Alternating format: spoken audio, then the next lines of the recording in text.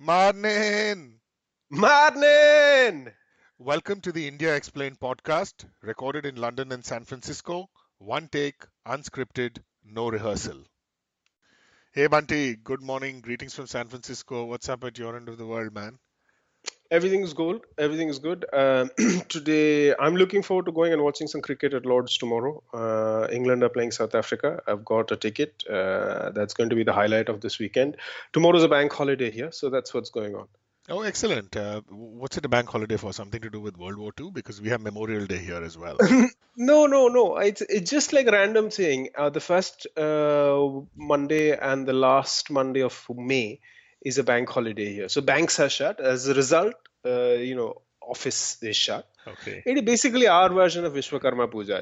It's a little known phenomenon for which a lot of things shut down. Okay, So excellent. Yeah, I remember in school, every now and then there were rumors that Morarji Desai died. So there used to be a lot of excitement that, 1 minute of false tears followed by will it holiday tomorrow. And it is, Morarji Desai Jinda hai. Anyway, so you mentioned, I'm assuming you take the subway in Britain. Now, is the subway, would you call it, a sort of luxury level train compared to, say, the average Indian train? No, I think it's the different bits of London Underground system are very good. There are certain lines that are certainly overcrowded and a bit run down. But in London, not in the UK, in London, the underground system is widely used. Everybody uses it, and it works very well. Overground trains, some of them are really good, luxurious trains. The old stock has been kind of refreshed. So it's like nicely air conditioned, very decent. It's really good. Not as good as Japan, which is something that I've also experienced, which is like aeroplane standards trains. But really good, really good. That's, yeah. What's in San Francisco? Do you Well, guys have? yeah. I mean, the Amtrak is pretty well kept, and I wouldn't call them luxury trains, the subways. But the thing is, by and large, people do respect the property. Every now and then you see some incident of vandalism.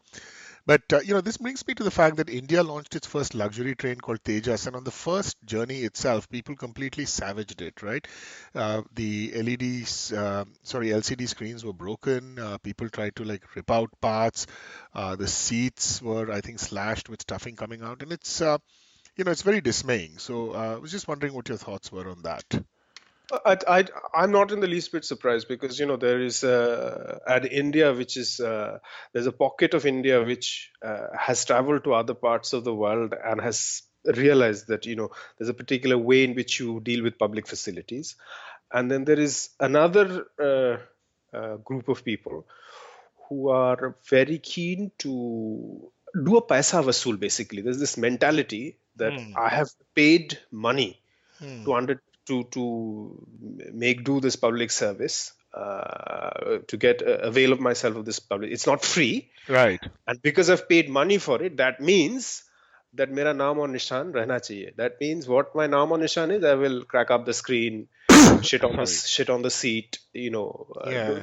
do like lowball things, and that is almost like animals being territorial about use and jungles. Right. Right. They piss and shit different everywhere. So the human response to that is that if you see something in public service, how do you mark the fact? And this goes back to other loners like scribbling on, Pappu loves me too on Taj Mahal. There are different Right. Right. aspects to it. Hmm. That if there is something for public good, Hmm. trashing it is a sign of that it belongs to me.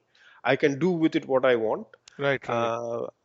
So it's very disappointing, I know. but I still think that there's a segment of people in India, and it's a very minuscule proportion, who will actually take a stand and say this is not the right thing. Right. It is difficult because I think the cheapness is probably they have in not in a particular train situation, but in a Right. aircraft or a hotel situation, acted on exactly the same mindset, which is I have paid for it, therefore I will nick all, take two towels and go out of the hotel Right. room. So I'm saying that this you can't be judgmental about where it's happening, Sure. Sure. because last episode we talked about how in the Judge Dredd episode that how the prevalence of violence is pyramid like. At the bottom, because people are beating each other up, media discourse is becoming aggressive, therefore judges are name calling. And I'm thinking, people are trashing trains, but that is a sign of a wider kind of default where Right. people are swiping towels and running away without paying for what they've used. That's how I see it, Right, anyway. right. No, I completely agree with you. I'm wondering though that Paisa Vasool, I can understand you taking a towel, and I think this idea is that if I've spent the money, okay, I can take the towel, or in the case of Tejas Express, the as the headline on the May 25th story in a website called thelogicalindian.com says, Tejas Express returns with broken LCD screens, stolen headphones, piles of garbage on its first trip. Now, headphones I can understand. That's the equivalent of the towel in a hotel. But if you can't take something, the logic is that okay, if I can't take something, let me sort of diminish the value of the place I'm in. So let me leave some kachada, or let me smash an LCD screen, and that's something that sort of boggles the mind. And often I find that there's a certain strand of academic thinking which I'm very troubled by, and the immediate response there is that to criticize this is to criticize Indians because you're using Western imposed norms of cleanliness or Western imposed norms of public propriety and social order, which are disciplinary. This is a protest against capitalism. This is people who are sort of oppressed speaking up and expressing their anger at the injustice of the system. And to me, that just is a kind of dead end way of arguing. It just seems to valorize the worst kind of very upsetting kind of vandalism. And I remember someone mentioning this first in the context of, Lee Kuan Yew of Singapore.